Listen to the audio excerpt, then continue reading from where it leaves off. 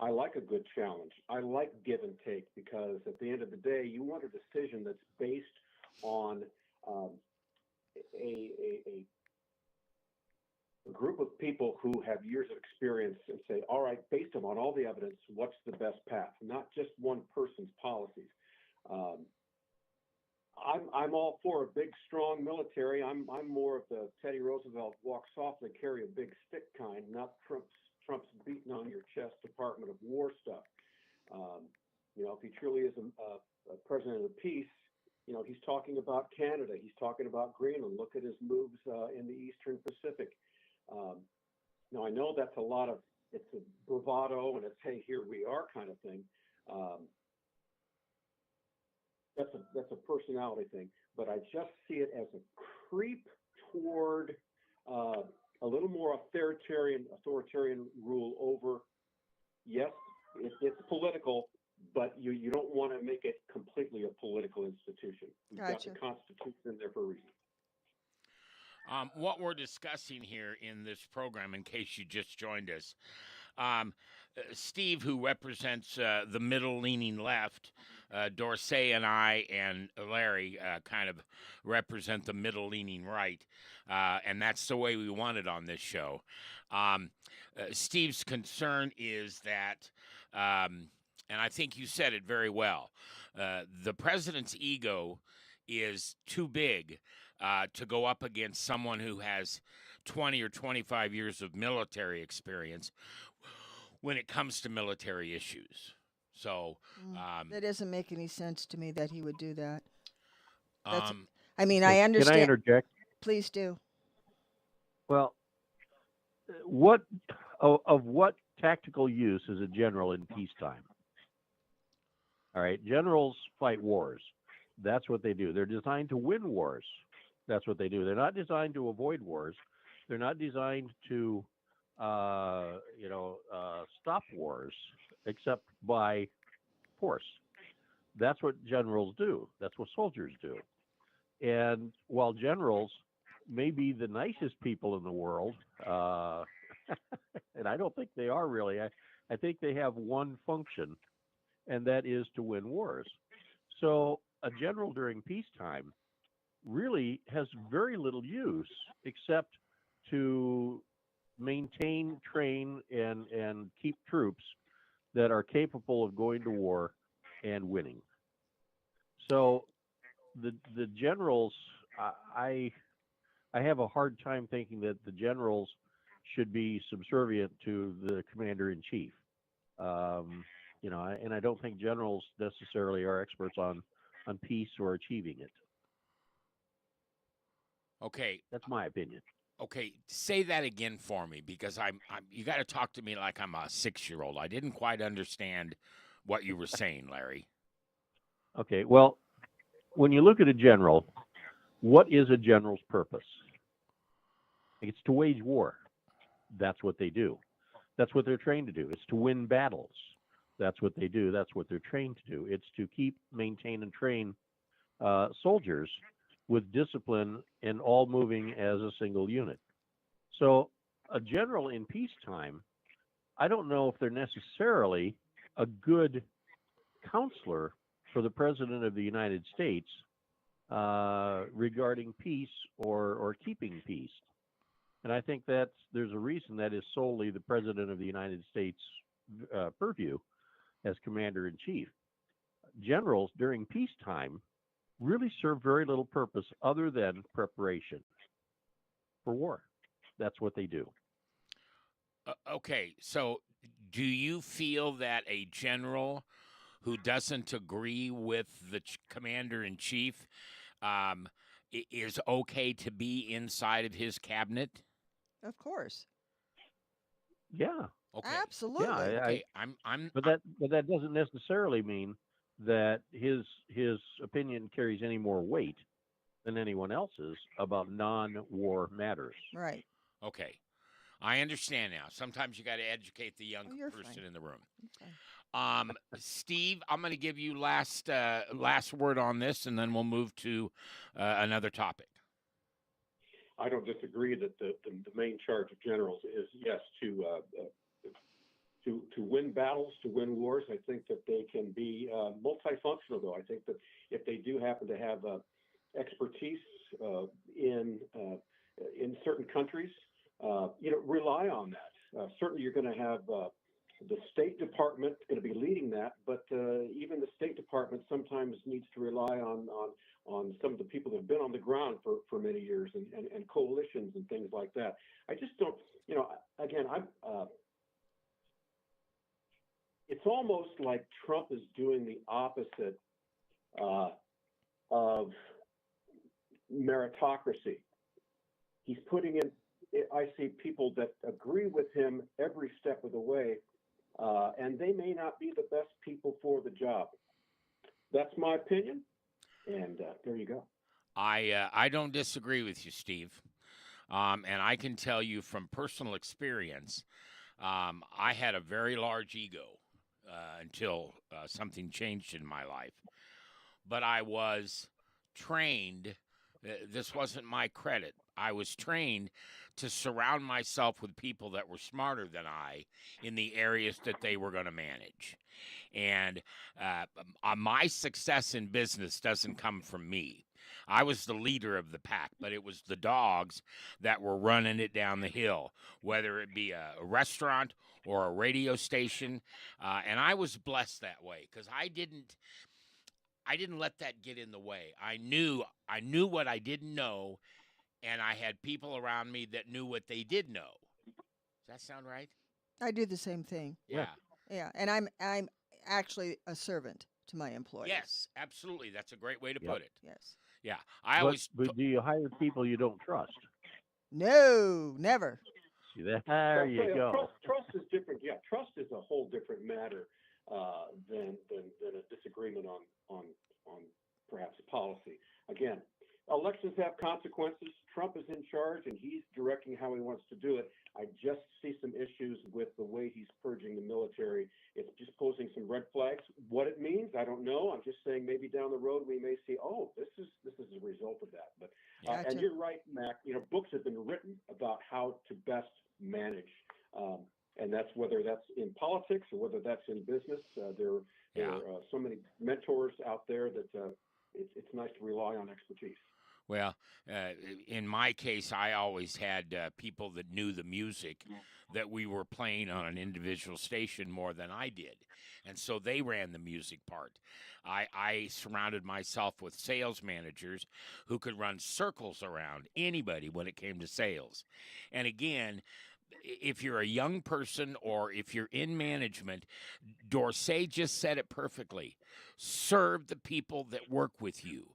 And by the way, not for you, Right. with you. Right. And those will be the best people that you'll ever find running your business and building your companies. Okay, enough of business talk. Well, actually, no, I want to go to business talk for a minute. Steve, would you tell us about what's going on with you in Des Moines with the Ingersoll Dinner Theater for a moment? Because we've got a lot of people in the Des Moines area that know who you are and are watching or listening to this program. Because I think it's pretty cool what's about to happen in Des Moines.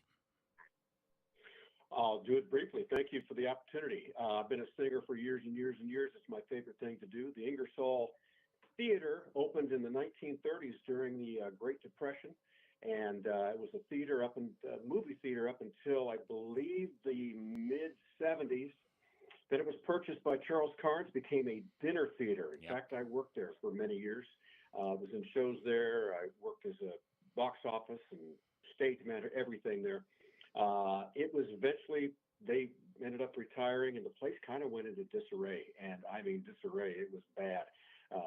Ceiling collapse, water problems, infestation. But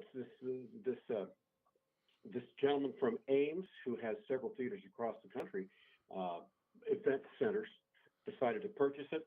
And he's put in, I don't know how many millions of dollars to get this back up to a place that can have live entertainment. And I've been asked to do a show once a month. I got a 10-piece band, and as a singer, anytime you've got a 5-piece horn section, that's just like saying, "Hey, let's go." You can do anything from Sinatra and Tony Bennett to Chicago, Blood, Sweat, and Tears. Anyway, I'll be doing a show once a month there. And one of the things that's incorporated in that is a kind of an Iowa Idol thing. We're going to have people that are going to audition and be able to come up during the show and sing with the band and have sort of a contest. So they're going to be bringing in some national acts, some local acts, and dinner is going to be included. So it's going to be a beautiful venue. I'm looking forward to getting in next week and taking a look at what they've done, and looking forward to it. And your first show is on Thursday, the 22nd. Now, are you always going to be on a Thursday? As it stands now, and again, this may not even work. We're going to see if it is popular. If so, we're going to continue it. I am doing a soft opening. I'll be the first performer there on the 27th of December. They're going to do a soft opening, kind of a VIP invite. Make sure all the boxes are checked off, everything's working properly. So I'll be doing a show there then. But that's kind of an invited house. But if people are interested at all in what's going on there, they can go to theingersoll.com. Yeah, and Steve, you really are a good singer, and I know that you're humble about that, but people are going to be so lucky. No, not lucky. So blessed to be able to be entertained by you and what you're putting together there. You're a great guy. Well, thank you. I appreciate that. Okay, so now let's move on to the government shutdown. And we are fortunate that we are recording and broadcasting this show live on the 14th day of November, and the president signed the bill to open the government. Was it yesterday? Okay. This was your topic, Dorsey, so why don't you lead us on this? Okay, so of course, I made this a point of discussion before they came to agreement. But I guess this is kind of a weird thing to say, and I'm going to say it anyway. I hate the fact that they did this. Shut it down or Yes. opened it up? Shut it down. Okay. But since they did that, the amount of fraud and abuse and waste that has shown up since people stopped getting paid, especially on SNAP, has been crazy. The stuff that I'm reading online. This last thing, they've got 235 people in Minneapolis on top of the 200 and some odd that they had before, where they were running more fraud, like tens of millions people, dead people, collecting SNAP. People collecting SNAP in several different states at the same time. Same time. Right. And, Well, and the other thing that came out of it that I think is so interesting is the ACA. Is that what it's called? yeah. Obamacare. Yes. Oh, yeah, that's a big deal. Yeah. So the cost of me having Obamacare, I'm just using me as an example. I don't have it or never did. But to make it affordable, they didn't lower the price. They made the insurance company. They paid the insurance companies. Yeah. So if your a policy costs $400 a month and you could only afford $200, then the government gave the other $200 to the insurance company. Right. And if you don't agree with me on this, let me know. But I think that's just, doesn't that define fraud? Yes. Government fraud? Absolutely. Yeah. Steve, what are your thoughts on this? Well, our health insurance system has been broken for a long time. You look at the costs associated with health care in the United States compared to other countries, and it's abysmal. We have the highest costs, but we certainly don't have the highest and best outcomes. Personally, I think that the insurance industry is I think it's milking the taxpayer and milking the government, and we need to get some things in place to find out. Again, I'm against fraud. I'm against waste. Get rid of it. I'd be in favor of a branch of government involved strictly with rooting out fraud and waste. It would save us money over time. But something needs to be done with healthcare. And people keep saying, "Where's the Republicans' offers on what they want?" I think they want status quo. I think they want it just the way it is. Let the private sector take care of it. But that's kind of gotten us into the problem we have now, where people just can't afford it. Well, that's not true. And they have been working behind the scenes for the last, since Trump took office, on plans on how to regulate the insurance companies and lower the costs. The problem with, and both sides are complicit in this, the problem with our health insurance in this country is that we've been basically paying for the world, right? So, I don't know what that means. okay, so what that means is, for example, I'm type 2 diabetic, Okay. okay? I have to take a medication called Ozempic Yeah. because metformin doesn't work for me. Okay. When I go and get that, first of all, the insurance companies say that they will not pay for it, Yeah. all right? And when I go to buy it, it's almost $1,000 a month, Oh my. okay? If I go to Mexico for the same exact drug, or Denmark or Germany, it's $150, Yep. okay?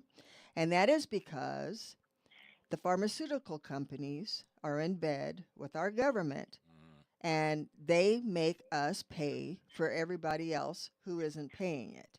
Now, tell me if I'm correct on this. I know you have a home in Mexico. Hmm. Do you have co-citizenship? No, I have a green card. Okay. So you know this firsthand that you can go down there and buy it for 15% on the dollar of Correct. what the insurance companies are charging. Correct. Okay. Larry, your thoughts? Then I'm going to go back to you, Well, Steve. well, insurance used to be that those that had it, it was reasonably cost. Employers were paying for their employees' insurance. And then someone, back in a couple previous administrations, said, well, we have to cover the poor. And the insurance company said, well, we can't afford to do that. So the government says, well, we'll pay for it and we'll make your insurance that has to be used by other people as well. And the insurance companies, originally, Barack Obama had said that this will drop everybody's insurance costs by 25%. Well, it's wonderful, except that the program was an extreme failure. Everybody's insurance went up 125%, not down 25, up 125%. And then came the pandemic, and it wasn't covering everything. So the government said, well, we're going to subsidize those payments again. And everybody remembers that if you like your insurance, you can keep your insurance. If you like your doctor, you can keep your doctor. And of course, we found out that absolutely wasn't true. So insurance companies have been on a fat hog. They've been really making a lot of money, and everybody's rates have gone up like 125%, doubled, Yeah. tripled in some cases. Well, what So- happened to me was I was self-employed. I've been self-employed for most of Yep. my career. So I had catastrophic insurance, okay?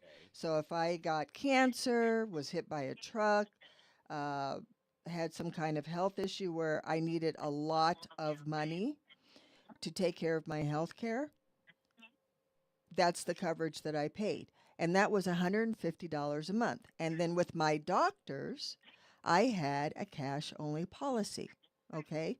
So when I went in, I paid $65 for my exam, Okay. but it was as I needed it, right? Right. So when Obamacare kicked in, they got rid of the catastrophic. I couldn't use that anymore, okay? And I'm in my 20s and 30s. I don't need all of this stuff that someone who's 65, who's morbidly obese, who has to be insured on, right? I did what I needed to do. I had to drop my doctor. I could no longer literally walk in and pay cash. I had to use insurance. And my insurance went from $125 a month to $700. Uh-huh. $700 a month. And then as I got older, I didn't need contraceptive. I didn't need maternity care, but I still had to pay for that in my policies. Dorsey is was the young lady just speaking. The other people on the show: Steve Barry on our Zoom from Des Moines, and Larry Sloan on phone because he's just too darn ugly to show you his picture. Oh, stop. Okay, I'm sorry. Now, But my point is that the insurance companies um, in this country have basically been allowed to run rampant. The three main things in this country that we have got to get our handle on and make them behave is insurance, food, and pharma. Because they all keep us in this loop of just feeding the machine. now I have to admit, and by the way, Larry, you're better looking than I am. I just have the camera. Um, and this is pure ignorance on my part, but until a couple of weeks ago, I had no idea that our tax paying dollars went to the insurance companies to subsidize Obamacare. Well, It just went over my head, I guess. well, I knew that we were subsidizing it, but I was under the assumption that it was a subsidy of someone who was making $20,000 a year Okay. who needed help paying their insurance, right? I had no idea it was a situation of where the insurance companies were saying, this is what we feel that we want in order to cover this person, and you're going to give us the difference on what they can pay and what they can't pay. I never qualified for Obamacare, so everything has always come out of my pocket. Now, and also, how does this involve illegal immigrants? Are they in this loop also, getting Obamacare or ACA? Well, that's part of the fraud. Okay. All right, Steve. I said I'd bring it back to you, and looking forward to your thoughts on this. Dorsey hit the nail on the head. It really is a three-headed monster with the pharmaceutical companies, the insurance companies, and the food industry. I'm so glad you said that because it is a vicious cycle of imprisonment that affects our long-term health and, as a result, our economic health. And again, it comes down to money, it comes down to power, it comes down to the fact that we have a system of government that allows for bribery. That is, we're going to pay you money to pass laws that favor our industry. Right. That's exactly what's happening. Yep. And I On know that both there are issues sides. right now, and I feel for you when it comes to, you had a great policy. You just wanted catastrophic, just enough that I'm healthy, I'm young, and if it comes down to, God forbid, I get cancer, that's when it kicks in. We do have issues with the pools, risk management. It all comes together. And yes, I take care of myself, and it makes me mad when I see people who aren't doing things for their health, that are eating terribly, that don't exercise. And you're Those are paying things we for it. have to- Those are things we do have to tackle. And a lot of that, again, where is RFK Jr. in this whole thing? He needs to be coming out and really taking on the food industry And he in has. particular. Well, he needs to be stronger about it. Oh, I think oh, dabbling yeah. here and there.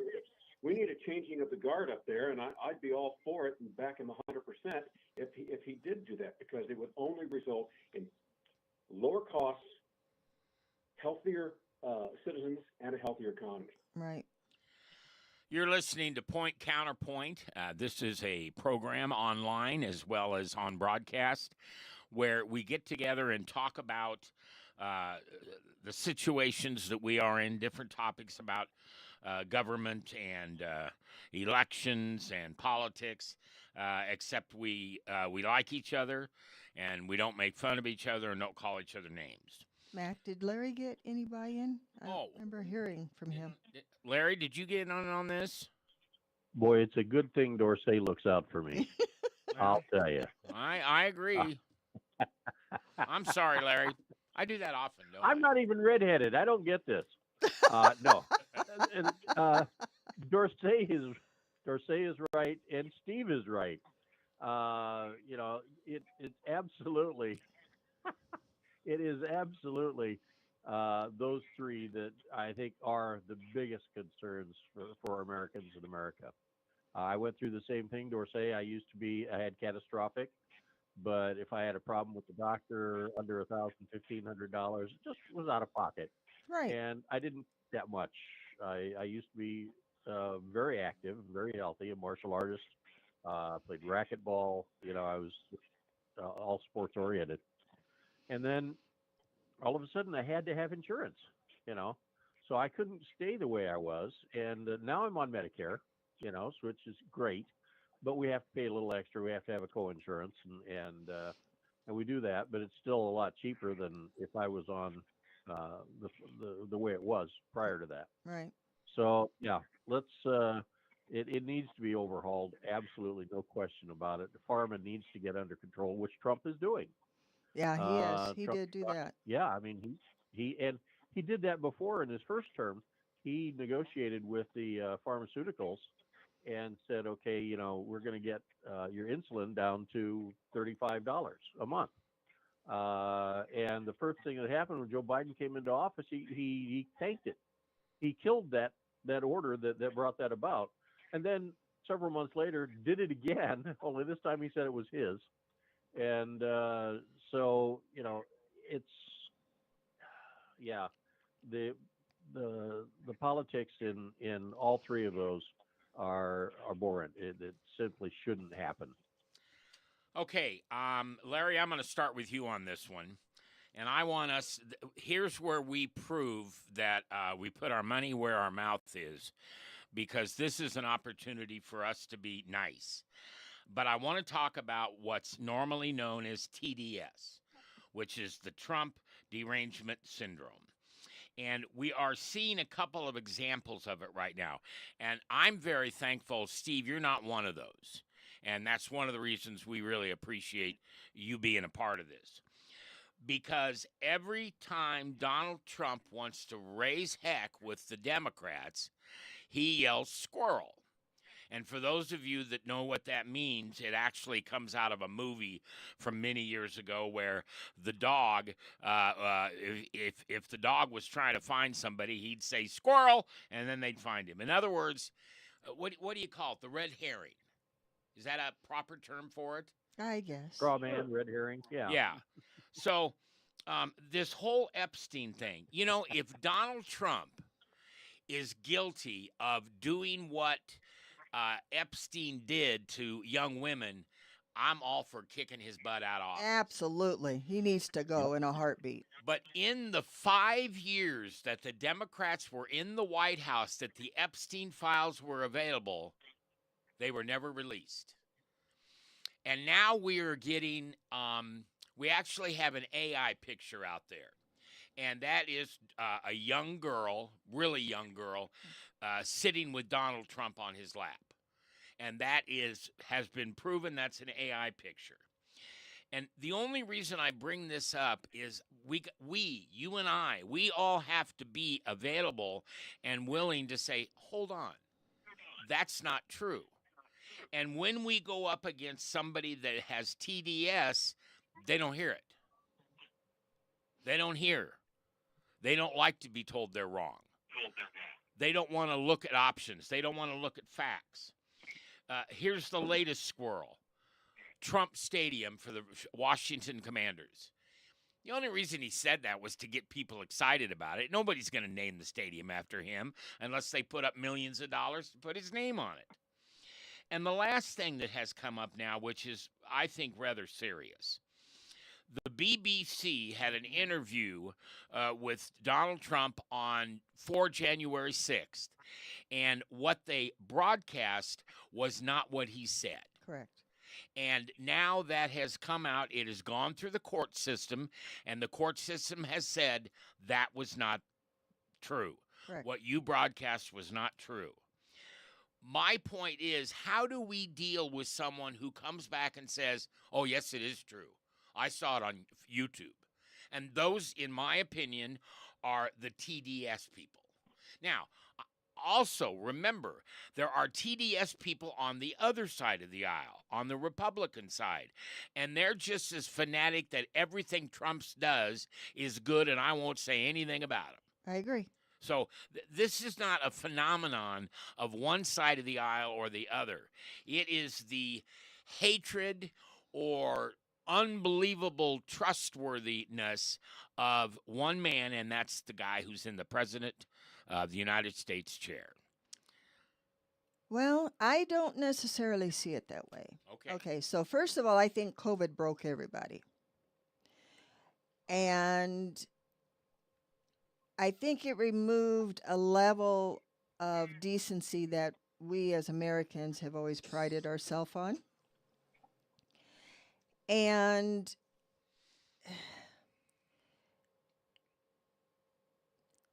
something happened where people started to make their politics their identity. Mm-hmm. Okay?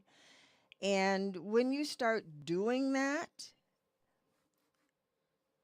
you start to feel as though that someone is attacking your personal belief system, which I don't know a whole lot of people on the planet who take very kindly to that, right? Yeah.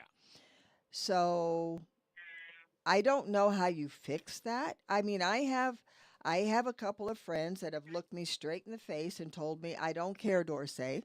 I do not care.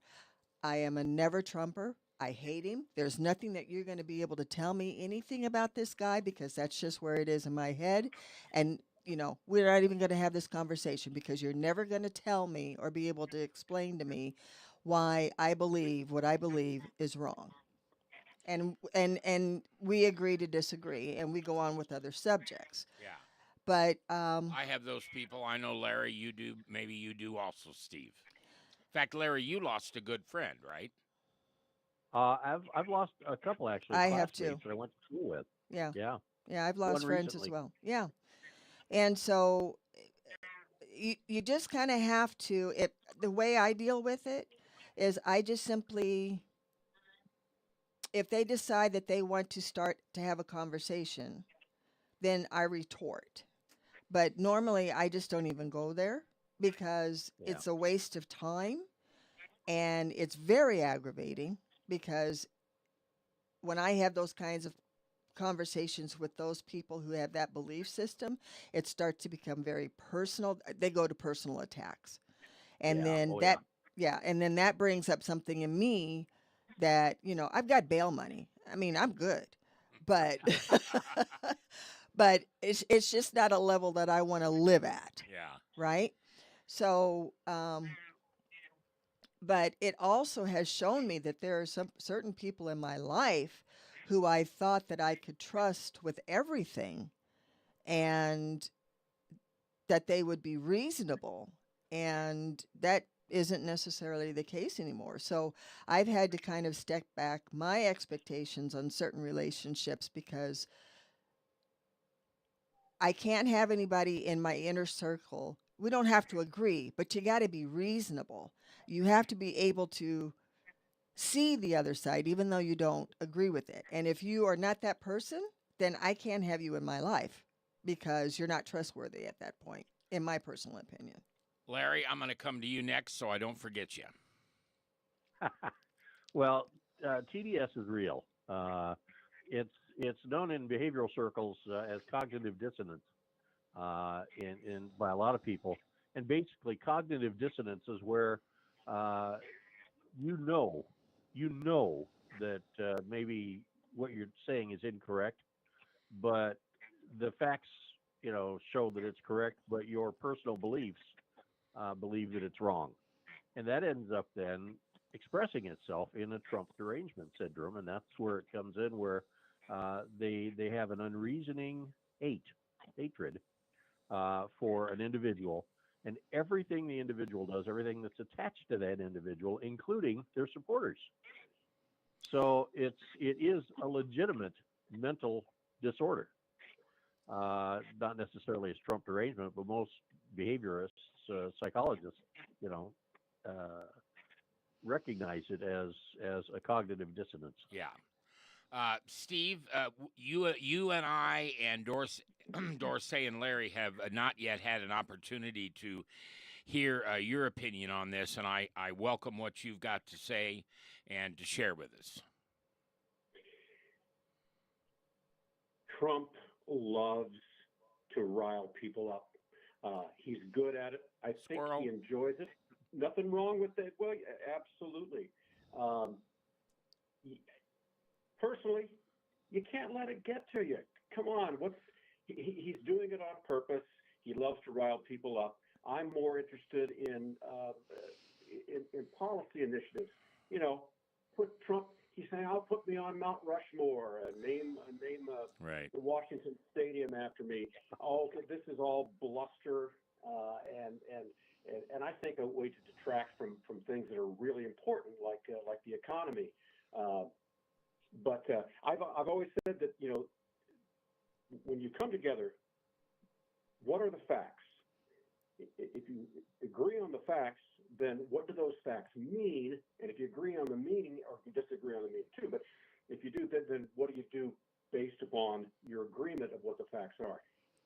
Dorsey, it's a scary time because with AI and just this whole silo mentality of people just staying in their own lane and not even having an appreciation for, you don't have to agree with it, but at least see what they're saying. Right. People aren't even doing, they're becoming isolated, and it's only going to be getting worse. I hope not. With the whole new experiment we've got called artificial intelligence, where you don't know what's real, what's not, with people just staying in their own silos online. It's a treacherous path that we're on, and unless we come to a realization, or at least an agreement, that we've got to be able to talk about this, Right. or we're dead in the water. Yep. I overheard a conversation. I didn't overhear it. I was listening to a conversation the other day about how do we avoid, when there's another government shutdown, our air travel is so interrupted. And someone said, well, that's real easy.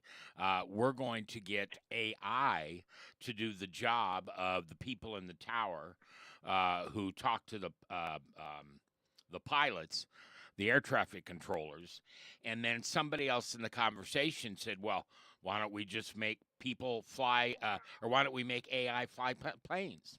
No, sir, thank you. Well, that's what they're doing with drones.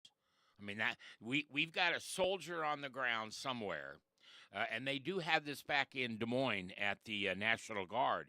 There are people in there who are Army or Navy Oh yeah, or I Air know. Force, Yeah. and they're running those drones over in the Middle East or in Venezuela. Right, but what you're talking about, what the people are trying to talk about now, is actually having the plane do the work. Right. Not someone on the ground flying the plane, like the drones. They're talking about like the self-driving cars. That's what they're talking about. Okay. No, sir. Thank you, though. I guess in my mind, and you may be correct. No, it is. In my mind, it was somebody like running it Jetsons. just on the ground. Nope. What, Larry? That was Steve. It's like the Jetsons. I mean, yeah. I mean, we're so early in this, but you know, who can fathom what it's going to be like in 20 years? Who saw where we are now 20 years ago? I don't know. I just hope that we do it judiciously. Anything's possible, but I kind of agree with. I don't know if I don't want to be the experiment in the air No, for the sir. first AI flight. right. I have, and then we'll move on to our last topic, which is New York City election blowback. I have a good friend of mine who cannot see well enough to drive. Mhm. And so he has a Tesla, and the brand name doesn't matter, but Tesla's the first one to really come up with this. He has a Tesla, and it works like the GPS on his phone, Right. only it's in his car. Yeah. And he says, well, I want to go here. And somehow, I don't understand it, that car knows when to change lanes, knows when the person in front of him is slowing down and he's got to slow down. He travels everywhere he goes on this AI intelligence to drive a car. And I've been with him in the car, and it is amazing. It is amazing. Now, at any moment, he can take a hold of that steering wheel and take that gas, or I guess it's not a gas pedal now in an electric car, but do that on the brake pedal and the gas pedal and all that. And that blows me away. You mentioned the Jetsons, Steve. That's the Jetsons. You know, Yeah. I'm always been amazed at how Star Trek was so far ahead of its time. I mean, Bones, Dr. McCoy, had something the size of a cigarette pack that he could wave over your body and know everything that was wrong with you. Well, you know what we call that today? An MRI or a CAT scan. It's been around us for a long time. We just now see it replacing people rather than assisting people. And I think that's what's so scary about it. Okay, New York City election blowback. That was one of your topics, Dorsey, and we'll end with you and your comments and thoughts on that.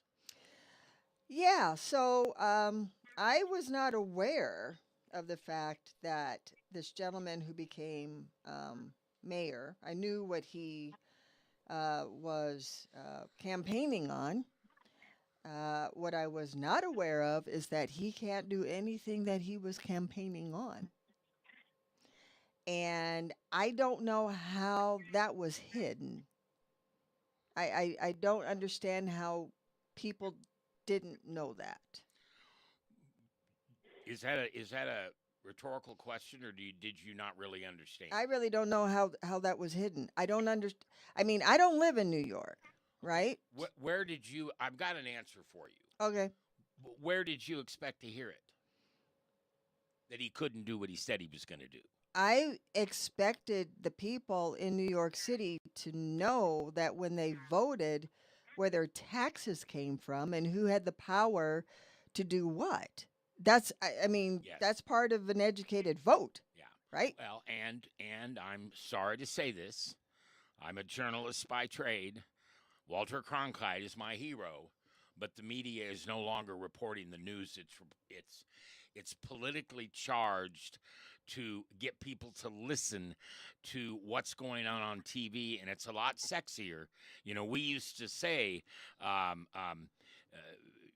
you lead, blood leads. You talk about blood, you show accidents, you show disaster. That's supposedly what we want to watch. Yeah, never waste a good crisis. Yeah. But I mean, we live in Nebraska. I know the laws in Nebraska. I know how the city runs in Nebraska. I know what the senators can and cannot do in Nebraska. I know what the governor can and cannot do in Nebraska. So I don't understand how people did not every single thing that he promised he can't do. It comes from Albany. And she's already said she ain't raising squat. She ain't doing anything. Larry, what are your thoughts on this? And then we'll end with you, Steve. Well, first of all, Mac, Walter Cronkite here. I want to tell you I appreciate your support, and that's the news. That's the way it is. Yes. So, no, he can, and as you say, it simply wasn't reported. None of the journalists looked into it and said, "No, this is what we can do." It simply was just glossed over. And of course, if you wave free stuff in front of somebody, they're going to say, "Well, I'll take it. I'll take it. Yeah, give me that stuff." But how do you not know that that's not possible, Larry? That's what I'm confused about. Well, that's where we come back to the cognitive dissonance. Okay. Where they know in the back of their mind, they know it's not possible to get that, but somebody's offering it to them. So yeah, just in case you can do that, I'll take it. Okay. Steve? So, and if you want to end filibusters in the future, every time they have a filibuster for over 24 hours, you shut off the pay to all of the people in Congress and all of their staff members. Amen. Amen. And let everybody else, Amen. and make them pay for it. Yep. Steve, what are your thoughts on this? It's true that Albany is going to be the one who is going to pave the road, if they so decide, or not, for a lot of the policies Mamdani was talking about. I think, however, in my opinion, that a lot of what he was talking about was aspirational. They want someone on their side, someone who's looking out for the little person in New York with the cost skyrocketing. The cost of living is out of control. A lot of it's aspirational, and there's nothing wrong with that. Trump was good at that too. Build the wall. Let's do X, Y, Z. A lot of that stuff he really couldn't do unless he had buy-in from other sources. He can't do it strictly himself. But what people saw in Donald Trump in 2016 especially was coming in, hey, we're going to drain the swamp, whatever that means. There are certain things he can do, certain things he can't do, but it was aspirational. People liked the ideas that were presented, liked the direction. That's what they're seeing with Mamdani. He's not going to get everything. He's not going to get a lot, but they like the fact that they feel that they've got someone in the ring for them, looking out for their interests. Okay. Now, I've heard. Go ahead. I'm sorry, Steve. Go ahead. Well, no, that was me. Oh, Steve, we're going to lousy have to use Larry. different voices. Say again? I'll tell you what, I'm going to talk up here like Joe Pesci, okay? So Okay. now everybody will know my voice. But it's all well and good until you find out what it costs, and that's what I think we're going to find out. Certain things cost certain things under Trump, certain things cost certain things under Mamdani, and whether it's good or not, that's going to be up to them. Isn't there something floating around there about whether he is eligible to hold that office? Yeah, they're trying to deport him. Yeah. Is it true what they're saying about him? I don't know. Okay. Where do you go find that out?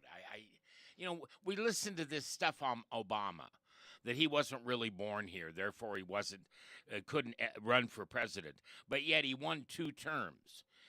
So I say to the Republicans, shut up. It obviously isn't true, because if it is true, prove it and let's do something about it. That's what they're saying about Mamdani. Any thoughts on that from anybody? I agree. I think if that were the case, the very first thing that would have happened, you would have had a lot of the CEOs, a lot of the financial interests saying, hey, this guy can't run, nip that problem in the bud right now, and then you got Cuomo. They would have done that if that were the case. Right. Yeah, I agree with you. All right, kids. Point, counterpoint. We appreciate everybody here. We will see you all next week. And if you have thoughts or comments, you can email me at Mac, M-A-C, at McCoy, M-C-K-O-Y.net, or just find a way to get it to me. And if you guys see any messages on the chat or something that I need to pay attention to, just make sure you let me know.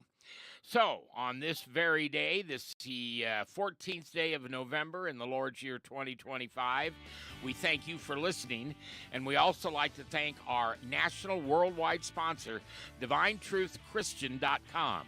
Check them out this holiday season. And again, thanks for listening to Point Counterpoint.